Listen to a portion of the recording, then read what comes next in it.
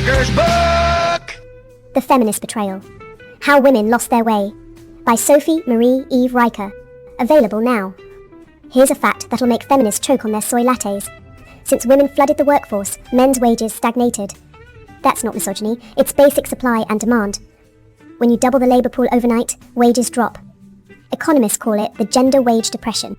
But feminists won't mention it because it exposes their biggest lie.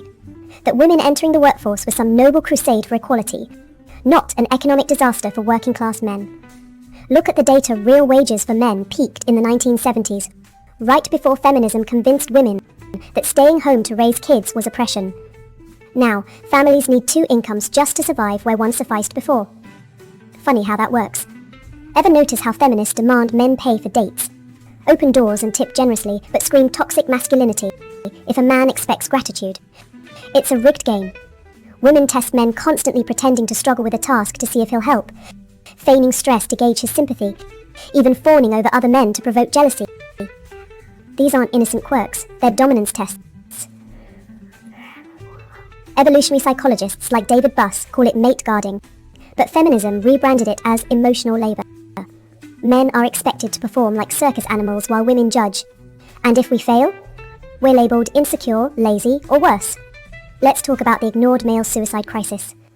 While feminists obsess over harmful stereotypes, men are killing themselves at 4 times the rate of women. Where's the outrage? Where's the funding?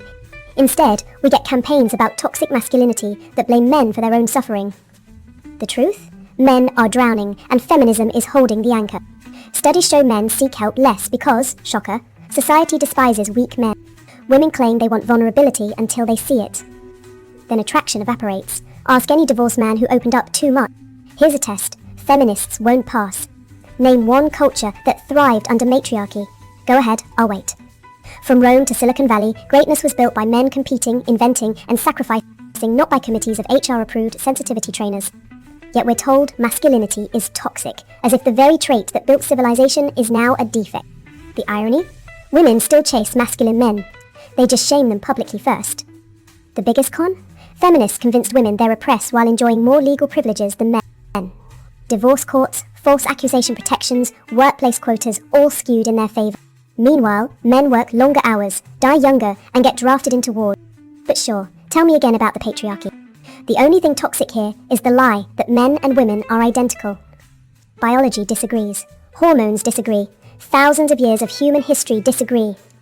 So here's the choice. Keep swallowing feminist fairy tales or wake up. Real equality means honesty, not pretending women are perpetual victims or men are walking ATMs. It's time to end the war on masculinity before there's no one left to fix the damn sink. The Feminist Betrayal, How Women Lost Their Way by Sophie Marie Eve Riker. Buy now, links below video.